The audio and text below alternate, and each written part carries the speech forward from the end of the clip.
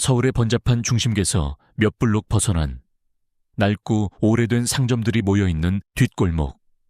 그곳에는 시간이 멈춘 듯한 작은 식당 민인의 식당이 있었다. 젊은 사장 김민주는 돌아가신 아버지의 뒤를 이어 이 작은 식당을 힘들게 지켜나가고 있었다. 식당은 늘 손님이 많지 않았지만 민주는 언제나 긍정적인 미소를 잃지 않으려 애썼다. 그 미소 뒤에 아버지의 병원비와 생활비로 인해 쌓인 거대한 빚의 무게가 숨겨져 있다는 것을 아는 사람은 거의 없었다. 식당의 주방은 이수연이라는 중년 여성의 영역이었다. 그녀는 1년 전 민준의 아버지가 돌아가시고 식당이 가장 힘들었을 때 홀연히 나타나 주방 일을 돕기 시작했다. 그녀는 말이 없었고 자신의 과거에 대해 이야기하는 법이 없었다. 그녀의 얼굴은 늘 무표정했고 그 눈은 깊이를 알 수 없는 슬픔에 잠겨있는 듯했다. 하지만 그녀의 손은 놀라울 정도로 빠르고 정확했다. 그녀가 만들어내는 음식은 평범한 재료를 사용했지만 깊고 따뜻한 맛을 냈다. 민준에게 그녀는 단순한 직원이 아니었다. 그는 그녀를 이모님이라 부르며 돌아가신 어머니처럼 따랐다. 이모님, 이것 좀 드셔보세요. 오늘 새로 만들어 본 반찬인데 맛이 어떤지 모르겠네요. 민준이 쑥스러운 듯 새로 무친 나물 반찬을 내밀었다. 수연은 말없이 그것을 받아 맛을 보았다. 그리고는 아주 희미하게 거의 알아차릴 수 없을 만큼 작은 미소를 지으며 고개를 끄덕였다. 그 작은 미소 하나가 민준에게는 하루의 고단함을 잊게 하는 가장 큰 위로였다. 평화로운 점심시간에 정적을 깬 것은 거칠게 열어젖혀진 식당 문이었다. 화려하지만 값싼 양복을 입은 험악한 인상의 남자 2명이 가게 안으로 들어섰다. 그들이 들어서는 순간 식당 안의 공기가 얼어붙었다. 몇 안 되던 손님들은 불길한 낌새를 눈치채고 서둘러 계산을 하고 가게를 빠져나갔다. 우두머리로 보이는 얼굴에 흉터가 있는 남자가 계산대 앞에 서 있던 민준에게 다가왔다. 그는 웃고 있었지만 그 눈은 웃고 있지 않았다. 우리 젊은 김민준 사장님, 장사는 좀 어떠신가? 그의 목소리는 뱀이 쉭쉭거리는 소리처럼 낮고 위협적이었다. 아버님이 남기신 선물에 이자가 아주 예쁘게 많이 붙었어. 민준은 공포에 질렸지만 애써 물러서지 않았다. 그는 고개를 숙이며 말했다. 죄송합니다. 정말 죄송합니다. 시간을 조금만 더 주시면 어떻게든. 남자는 그의 말을 비웃으며 잘랐다. 시간? 내가 네 아버지한테도 충분한 시간을 줬던 것 같은데. 그는 주변을 둘러보더니 테이블 위에 놓여있던 작은 꽃병을 집어들어 바닥에 내동댕이 쳤다. 와장창 꽃병이 깨지는 소리가 민준의 심장을 후벼 파는 것 같았다. 작은 폭력, 그것은 그들의 힘을 과시하는 전형적인 방식이었다. 그 모든 소란 속에서 주방 안의 이수연은 미동도 하지 않았다. 그녀는 등을 돌린 채 묵묵히 설거지를 계속하고 있었다. 그녀는 아무것도 듣지 못한 사람처럼, 아무것도 보지 못한 사람처럼 오직 자신의 눈앞에 있는 그릇에만 집중하고 있었다. 그녀의 침묵은 너무나도 부자연스러웠다. 그것은 공포에 질린 자의 침묵이 아니었다. 그것은 모든 것을 완벽하게 통제하고 있는 자의 차가운 침묵이었다. 카메라는 비눗물 속 그녀의 손을 클로즈업한다. 그녀의 손이 순간 움직임을 멈췄다. 그녀가 쥐고 있던 묵직한 냄비 손잡이를 뼈마디가 하얗게 드러날 정도로 꽉 움켜쥐었다. 스테인리스 조리대에 비친 그녀의 얼굴, 그 무표정했던 눈에 순간적으로 얼음장처럼 차갑고 날카로운 빛이 스쳐 지나갔다. 하지만 그것은 순식간이었다. 그녀는 다시 아무 일도 없었다는 듯이 태연하게 그릇을 닦기 시작했다. 흉터 있는 남자는 민준의 어깨를 거칠게 두드리며 마지막 경고를 날렸다. 일주일, 딱 일주일 주마. 그때까지 원금의 일부라도 갚지 못하면 이 가게 피바다가 될 줄 알아. 네 아버지처럼 말이야. 그들은 그 말을 남기고 유유히 식당을 떠났다. 가게 안에는 깨진 꽃병의 파편과 절망적인 침묵만이 남았다. 민주는 그 자리에 주저앉았다. 그의 얼굴은 눈물과 땀으로 범벅이 되어 있었다. 그의 어깨가 억눌렀던 공포와 슬픔으로 가늘게 떨리고 있었다. 그때 수연이 주방에서 나왔다. 그녀는 마지막 그릇까지 완벽하게 정리하고 마른 행주로 손을 닦은 후였다. 그녀의 얼굴에는 여전히 아무런 표정도 없었다. 그녀는 민준의 곁으로 다가와 그의 떨리는 어깨 위에 따뜻하고 투박한 손을 가만히 올려놓았다. 민준아, 괜찮다. 그녀의 목소리는 조용했다. 민준은 그녀를 자신을 위로해주는 따뜻한 어머니 같은 존재로만 보았다. 하지만 독자들은 방금 전 그녀의 눈에서 스쳐 지나갔던 그 차가운 빛과 냄비 손잡이를 움켜쥐었던 하얀 손마디를 보았다. 그녀의 그 한마디는 단순한 위로가 아니었다. 그것은 약속이었다. 그리고 그녀의 새로운 가족을 위협한 자들을 향한 조용한 선전포고였다. 사채업자들이 다녀간 후 민인의 식당에는 죽음과도 같은 침묵이 흘렀다. 겁을 먹은 단골 손님들의 발길은 뚝 끊겼고 젊은 사장 김민준의 얼굴에서는 그나마 남아있던 희망의 빛마저 사라져 있었다. 그는 하루 종일 넋이 나간 사람처럼 부동산 중개업소에 전화를 걸어 가게를 내놓을 준비를 했다. 아버지의 마지막 유산이었던 그 가게를 자신의 손으로 포기해야만 하는 것이었다.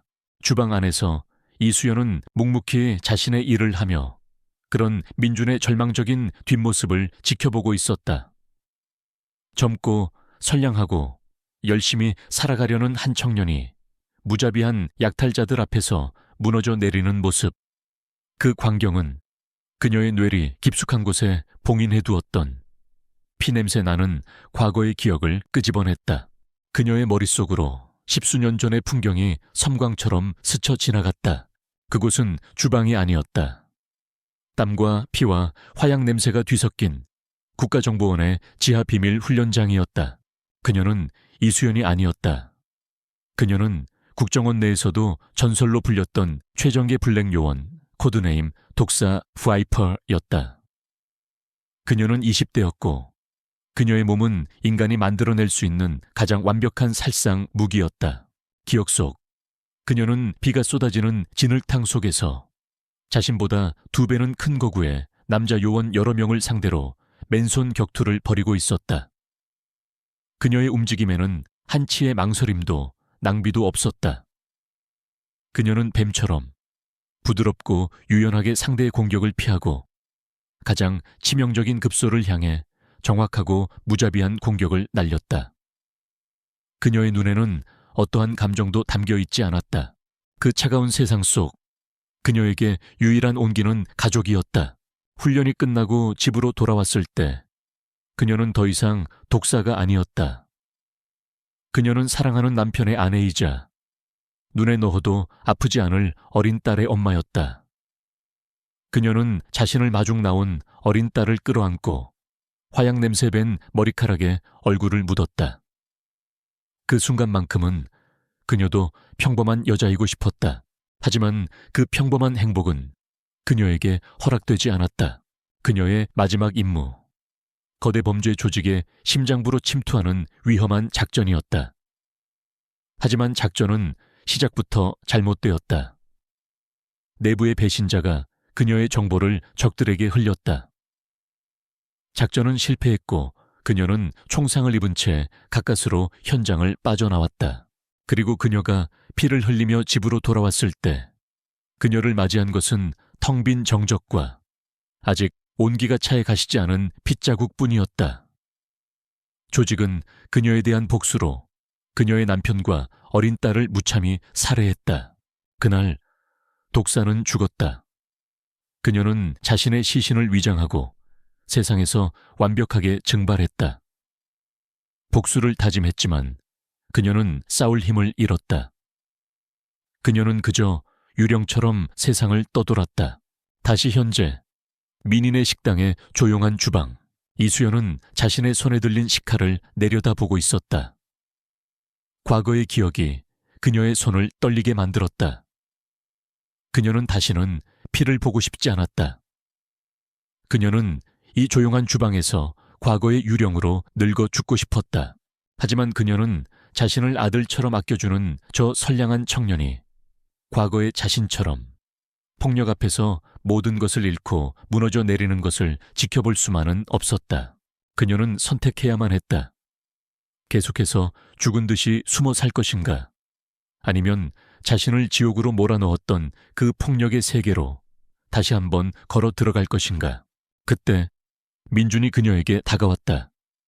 그의 얼굴은 완전한 패배감으로 가득 차 있었다. 이모님, 죄송해요. 제가 아버지가 남기신 이 가게를 결국 지키지 못했어요. 그냥 이제 다 포기하려고요. 저 깡패들을 당해낼 재간이 없어요. 수연은 그의 무너진 얼굴을 바라보았다. 그녀는 그 얼굴 위로 10수년 전 모든 것을 잃고 절망했던 자신의 젊은 날을 보고 있었다. 그녀는 결심했다. 그녀는 닫고 있던 접시를 내려놓고 민준을 똑바로 쳐다보았다. 그녀의 목소리는 조용했지만 그 안에는 거대한 무게감이 실려 있었다. 아니, 포기하지 마. 그녀는 말을 이었다. 그 빚, 내가 해결해 줄게. 그녀의 그 한마디에 민준은 어리둥절한 표정을 지었다. 한 달 월급도 겨우 받아가는 가난한 주방 아주머니가 어떻게 자신이 감당할 수도 없는 그 거대한 빚을 해결해 준단 말인가. 그는 그녀가 자신을 위로하기 위해 말도 안 되는 소리를 한다고 생각했다. 하지만 그는 알지 못했다. 그의 눈앞에 서 있는 사람이 누구인지. 그녀의 그 말은 빈말이 아니었다. 그것은 전설적인 암살자 독사가 기나긴 동면에서 깨어나 다시 세상 밖으로 나오겠다고 선언하는 무서운 약속이었다. 이수연의 그 기묘한 약속 이후 며칠 동안 식당에는 아무 일도 일어나지 않았다. 김민주는 희망과 절망 사이를 오가며 하루하루 피가 마르는 듯한 시간을 보냈다. 그의 이성은 가난한 주방 아주머니가 그 거대한 빚을 해결해 줄 리 없다고 말하고 있었다. 하지만 그의 마음 한구석에서는 그녀의 그 알 수 없는 자신감을 믿고 싶은 작은 희망이 싹트고 있었다.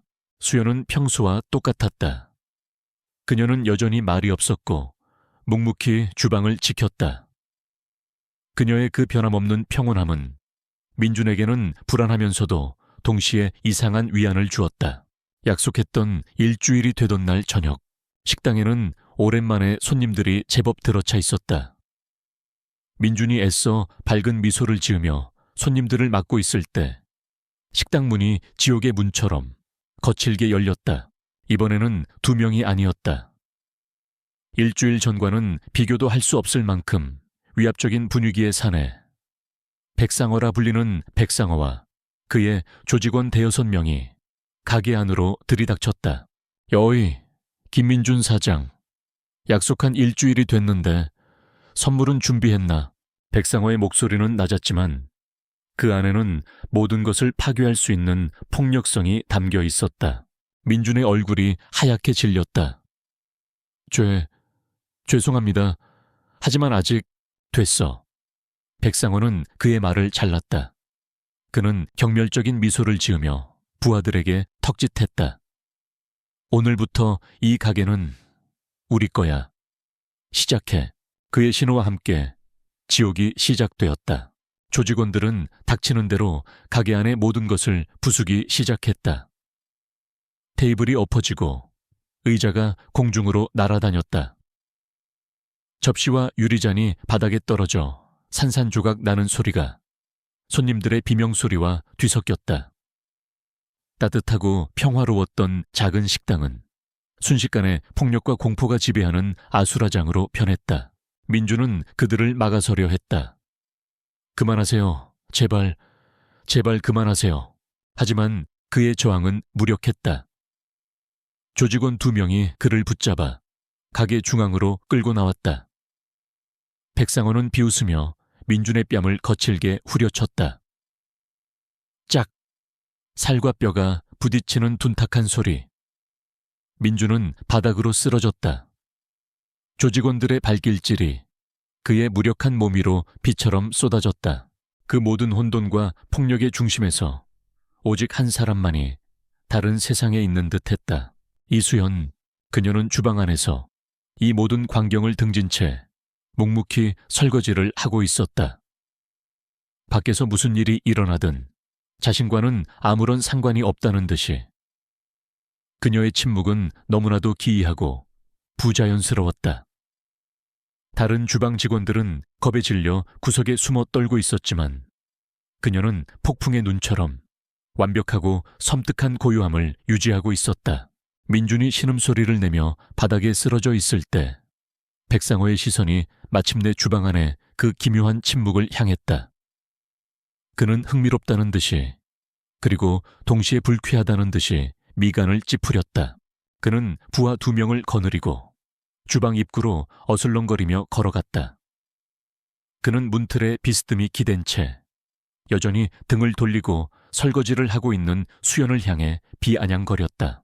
이야, 저기 아주 강심장인 아줌마가 한 분 계시네. 이 난리통에 설거지가 손에 잡히나 봐. 그는 그녀를 희롱하기 위해 주방 안으로 발을 들여놓으려 했다. 바로 그 순간이었다. 수비익. 수연이 수도꼭지를 잠그는 소리가 들렸다.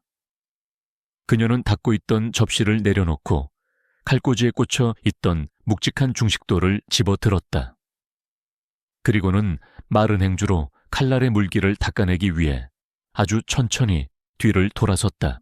백상호와 그의 부하들은 그 순간 얼어붙었다. 그 여자의 손에 들린 식칼의 모양이, 그리고 그것을 쥔 손의 모양이 심상치 않았다. 그것은 음식을 만들기 위해 칼을 쥔 요리사의 손이 아니었다. 그녀는 칼의 무게중심을 완벽하게 파악하고 가장 효율적인 공격과 방어가 모두 가능한 교과서적인 역수 니쇼 자세로 칼을 쥐고 있었다. 그녀의 손목은 미동도 없었고 그녀의 어깨는 이완되어 있었으며 그녀의 시선은 정확히 백상거의 목젖을 겨누고 있었다. 그것은 수십 년간 피비린내 나는 전장에서 살아남은 최정의 암살자의 자세였다. 백상호와 그의 부하들이 주방 입구에서 얼어붙었다.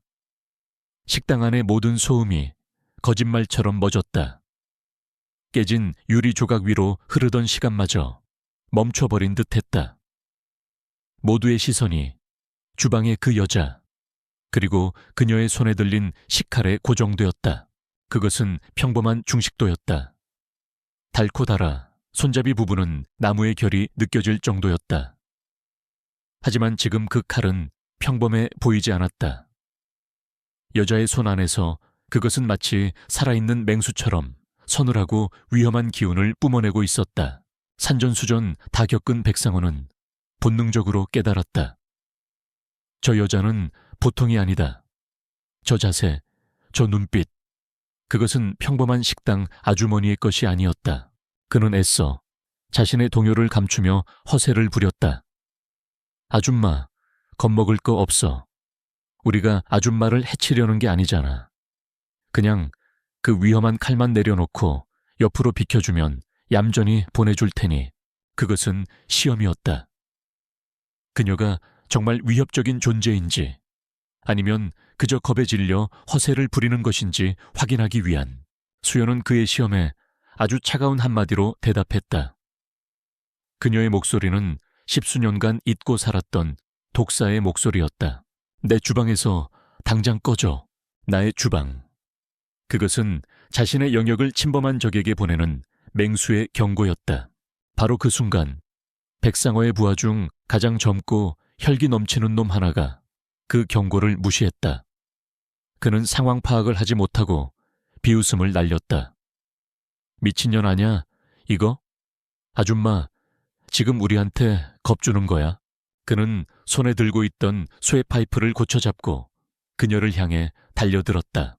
그리고 다음 순간 그곳에 있던 모든 사람들이 자신의 눈을 의심했다. 모든 것이 눈 깜짝할 사이에 일어났다.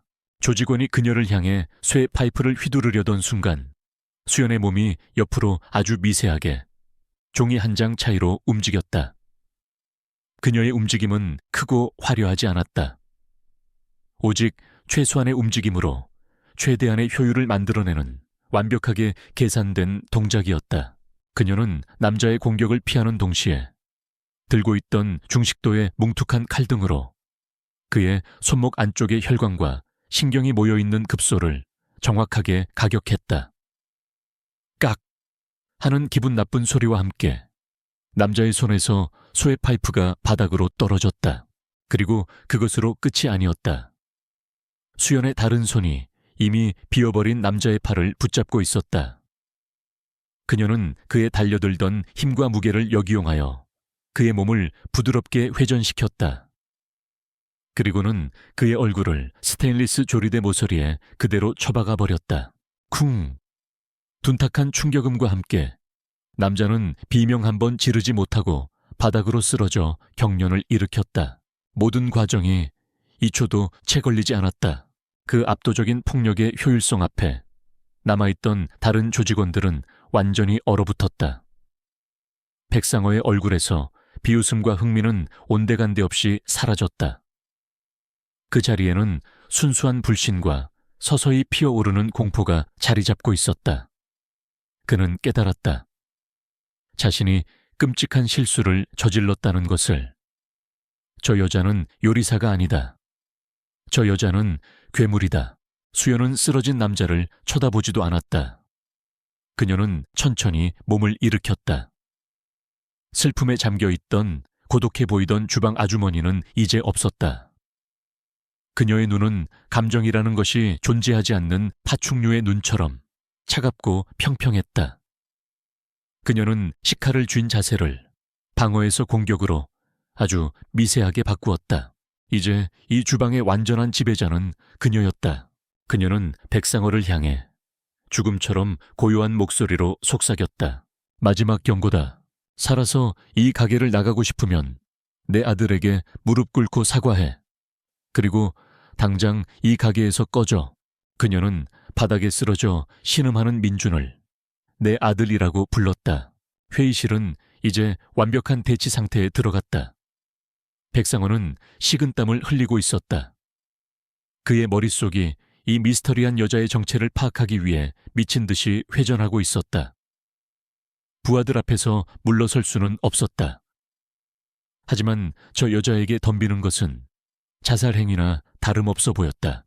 카메라는 결정을 내려야만 하는 백상어의 흔들리는 눈동자를 클로즈업한다. 그의 눈앞에 수연이 식칼을 든 채 미동도 없이 서 있었다. 그녀의 눈은 죽음을 약속하고 있었다. 대치 상황의 팽팽한 긴장감은 오래가지 않았다. 자존심과 공포 사이에서 갈등하던 백상어는 결국 자존심을 택했다. 그는 부하들 앞에서 일개 주방 아주머니에게 겁을 먹고 물러설 수 없었다. 그는 눈빛으로 남아있던 부하들에게 동시에 덤벼들라는 신호를 보냈다. 렵쳐! 그의 명령과 함께 3명의 조직원이 괴성을 지르며 좁은 주방 안으로 쏟아져 들어왔다. 그리고 이수연의 춤이 시작되었다. 그것은 폭력이라기보다는 차라리 한편의 잔인하고 아름다운 군무, 군우에 가까웠다. 그녀의 몸은 지난 10수년간의 침묵이 무색하게 전성기 시절의 기억을 완벽하게 되찾아내고 있었다. 가장 먼저 달려든 2명의 남자. 그녀는 정면으로 맞서지 않았다. 그녀는 옆에 있던 야채 카트를 발로 툭 차 한 놈의 다리를 걸어 넘어뜨렸다. 그리고 다른 한 놈이 그녀의 멱살을 잡으려던 순간 그녀는 몸을 반바퀴 회전하며 그의 팔을 흘려보냈다. 동시에 그녀의 손에 들려있던 중식도의 넓고 평평한 면이 남자의 손목을 정확하게 후려쳤다. 둔탁한 소리와 함께 남자의 손에서 칼이 떨어져 나갔다. 수연은 멈추지 않고 그 손목을 그대로 잡아 비틀며 그의 몸을 끌어당겨 자신의 등 뒤로 넘겨버렸다. 남자는 자신의 힘에 주체하지 못하고 그대로 펄펄 끓는 육수통 옆의 벽에 처박혔다. 퀘그! 뒤에서 또 다른 놈이 덮쳐왔다. 수연은 돌아보지도 않았다. 그녀는 옆에 있던 방금 전까지 만두를 튀기고 있던 뜨거운 기름이 담긴 튀김팬을 반사적으로 집어들어 그대로 뒤로 뿌려버렸다. 기름을 뒤집어 쓴 남자가 얼굴을 감싸쥐며 바닥을 뒹굴었다. 카트에 걸려 넘어졌던 놈이 비틀거리며 일어나 그녀에게 달려들었다. 수연은 이미 그의 앞에 와 있었다. 그녀는 칼을 쓰지 않았다. 대신 번개 같은 속도로 날카로운 수도 숄더를 날려 그의 목 옆 급소를 정확하게 가격했다.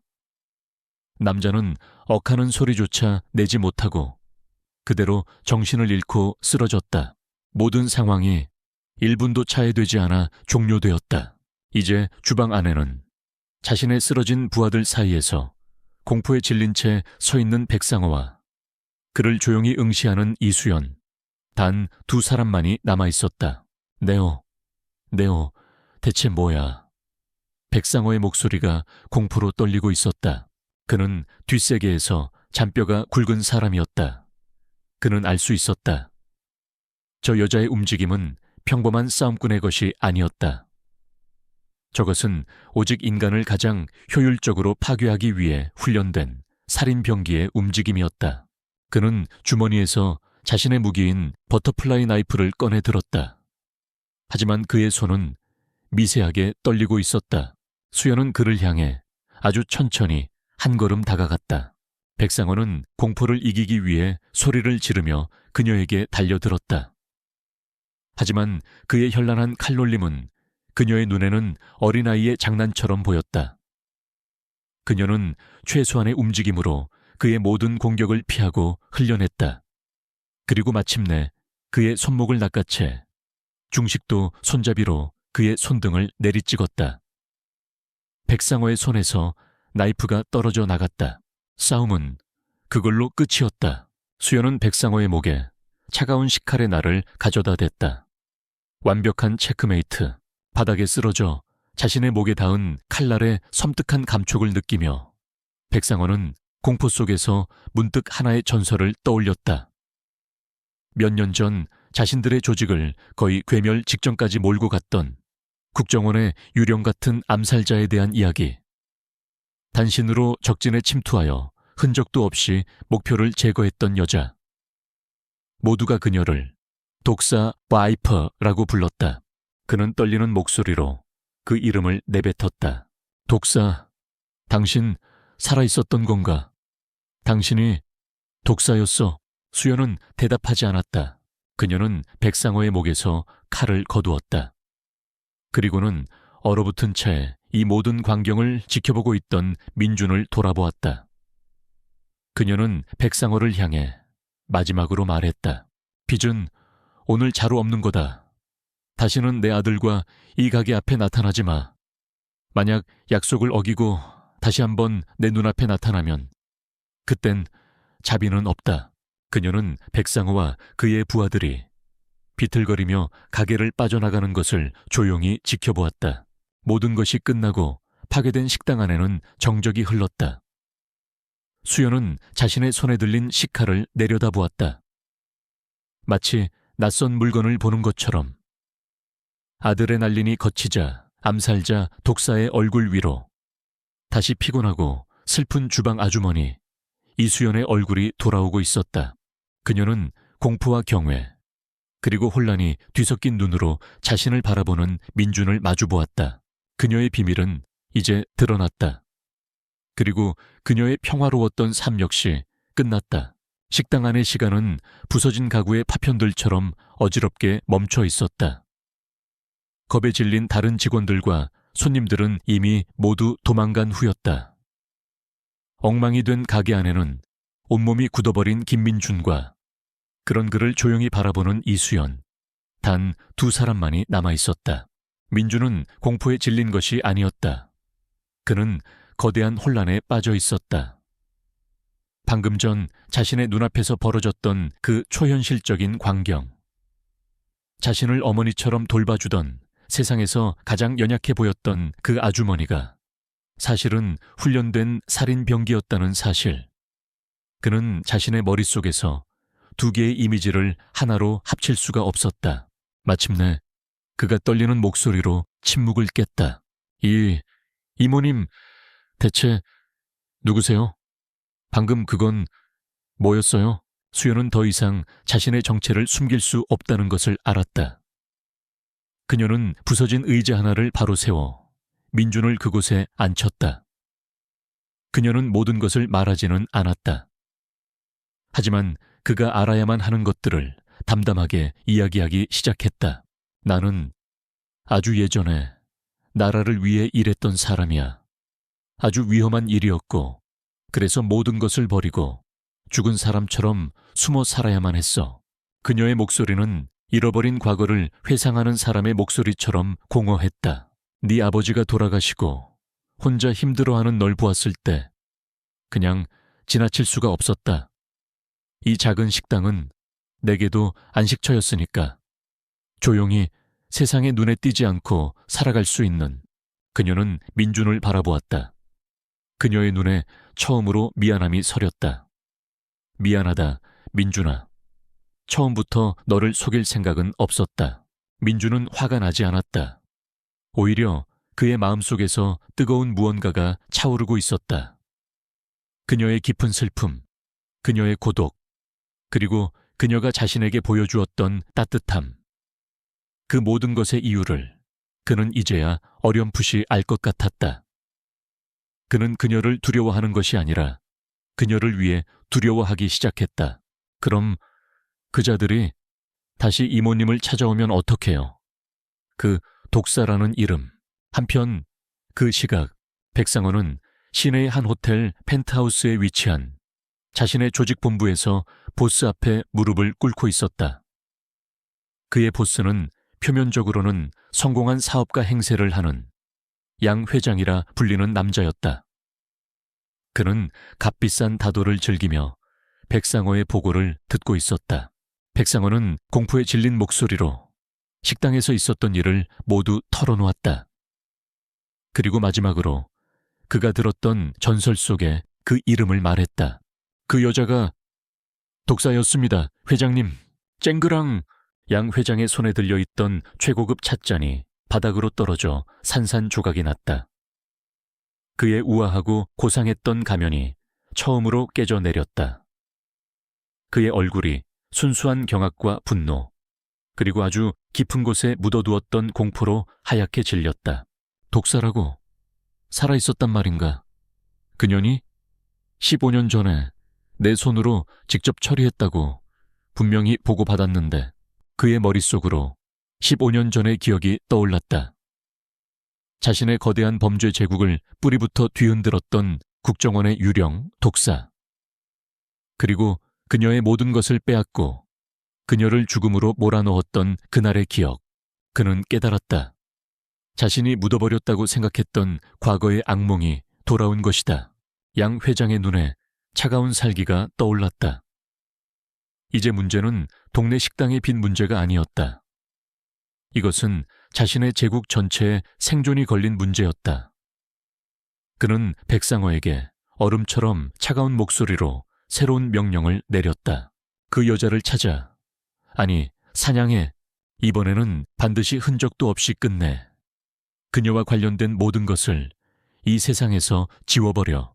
그는 민준이 이제 그녀의 유일한 약점이 될 것이라는 것을 알고 있었다. 다시 민인식당.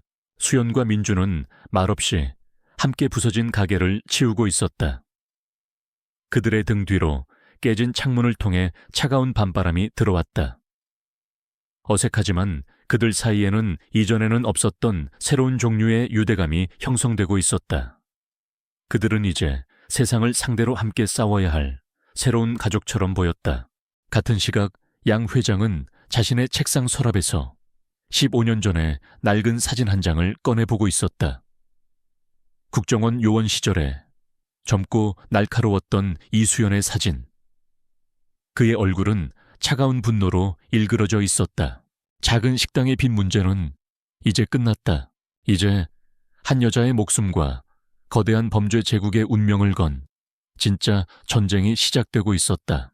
양 회장의 위협은 생각보다 더 빠르고 잔인하게 현실이 되었다. 며칠 후 이수연이 잠시 식자재를 구하러 시장에 나간 사이 김민준이 가게에서 납치되었다. 가게 안에는 격렬한 몸싸움의 흔적과 함께 바닥에 떨어져 있는 낡은 펜던트 하나만이 남아 있었다. 그것은 15년 전 죽은 그녀의 남편이 선물했던 그녀의 유일한 유품이었다. 양 회장이 보내는 잔인한 메시지였다. 내 과거를 알고 있다. 그리고 네 가장 소중한 것을 다시 한번 빼앗아 가겠다. 곧이어 전화가 걸려왔다. 양 회장의 차갑고 교활한 목소리였다. 그는 민준을 인질로 잡고 있다고 했다. 그리고 그녀에게 혼자서 자신이 지정하는 폐공장으로 오라고 했다. 그녀가 가진 모든 증거를 가지고 경찰에 알리면 민준의 목숨은 없다고. 수연은 패닉에 빠지지 않았다. 그 순간 주방 아주머니 이수연은 완전히 사라졌다. 그녀의 눈에는 오직 목표물을 제거하기 위해 움직이는 암살자, 독사의 냉기만이 남았다. 그녀는 15년간 단 한 번도 열어본 적 없던 집 바닥 깊숙한 곳에 비밀 공간을 열었다. 그 안에는 그녀의 과거가 잠들어 있었다. 잘 손질된 권총, 최첨단 통신 장비, 그리고 그녀가 독사였음을 증명하는 모든 것들. 그녀는 다시 전쟁을 준비하고 있었다. 약속 장소인 폐공장. 그곳은 양 회장이 파놓은 거대한 덫이었다. 민준은 의자에 묶인 채 공장 중앙에 인질로 잡혀 있었다. 그리고 그 주위로 백상호를 포함한 수십 명의 조직원들이 무기를 든 채 그녀를 기다리고 있었다. 수연이 유령처럼 공장 안으로 들어섰다. 양 회장은 의자에 앉아 여유롭게 그녀를 맞았다. 그는 15년 전의 진실을 승리자의 입장에서 이야기하기 시작했다. 자신이 어떻게 국정원 내부의 정보를 빼돌렸는지, 그리고 그것을 눈치챈 수연의 남편과 딸을 어떻게 제거했는지. 네가 내 제국을 무너뜨렸지. 독사. 그래서 나도 너의 모든 것을 무너뜨린 거야. 그의 말이 끝나자마자 마지막 전투가 시작되었다. 수연은 혼자였지만 그녀는 인간이 아니었다. 그녀는 그림자였고 죽음의 바람이었다. 그녀는 공장의 복잡한 지형과 어둠을 이용해 조직원들을 하나씩 쓰러뜨리기 시작했다. 총성과 비명이 버려진 공장을 가득 채웠다. 그녀 역시 몇 군데 상처를 입었지만 그녀는 멈추지 않았다. 그녀는 자신의 새로운 아들 민준을 구해야만 했다. 마침내 그녀는 피투성이가 된 채 양 회장과 마주섰다. 양 회장 역시 과거에는 국정원의 엘리트 요원이었다. 두 괴물의 마지막 싸움. 그것은 처절하고 격렬했다. 그리고 마침내 수연의 칼날이 양 회장의 심장 앞에서 멈췄다. 그녀는 15년간 자신을 괴롭혀왔던 악몽을 마침내 자신의 손으로 끝낸 것이다. 그녀는 피를 흘리며 묶여있는 민준에게 다가가 그를 풀어주었다. 바로 그때 그녀가 미리 설치해둔 신호장치를 받고 경찰 특공대가 공장 안으로 들이닥쳤다. 모든 것이 끝났다. 몇 달 후 뒷골목의 민인의 식당은 예전의 모습을 되찾았다. 아니, 이전보다 더 활기차고 따뜻한 공간이 되어 있었다. 식당은 동네 사람들의 사랑을 받는 맛집으로 다시 태어났다. 민준은 이제 더 이상 어리숙한 젊은 사장이 아니었다. 그는 자신감 넘치는 미소로 손님들을 맞으며 가게의 홀을 능숙하게 지휘하고 있었다. 그리고 주방 안 수연은 여전히 그곳에 있었다. 그녀는 앞치마를 두른 채 손님들을 위한 음식을 만들고 있었다. 하지만 그녀의 얼굴에는 더 이상 과거의 그 깊고 어두운 슬픔이 없었다. 그녀의 얼굴에는 평온하고 따뜻한 미소가 걸려 있었다. 마지막 손님이 떠나고 두 사람은 나란히 앉아 늦은 저녁을 먹었다. 이모님 이제 정말 괜찮으신 거예요? 그 사람들은 민준이 조심스럽게 물었다. 수연은 따뜻한 불빛으로 가득 찬 자신의 가게를 둘러보고 그리고 민준을 바라보았다. 괜찮아. 그녀는 세상에서 가장 따뜻한 미소로 말했다. 이제 여기가 내 집이고 네가 내 가족이니까. 과거는 모두 끝났어. 이제부터는 내가 너를 그리고 우리의 이 집을 지킬게. 그녀는 더 이상 과거에서 도망치는 유령이 아니었다. 그녀는 자신의 소중한 것을 지키기 위해 싸우는 이 작은 식당의 수호자였다. 두 사람은 서로를 마주보며 웃었다. 어둠 속에서 서로를 발견한 두 영혼은 이제 서로의 빛이 되어 새로운 가족의 역사를 써 내려가기 시작했다.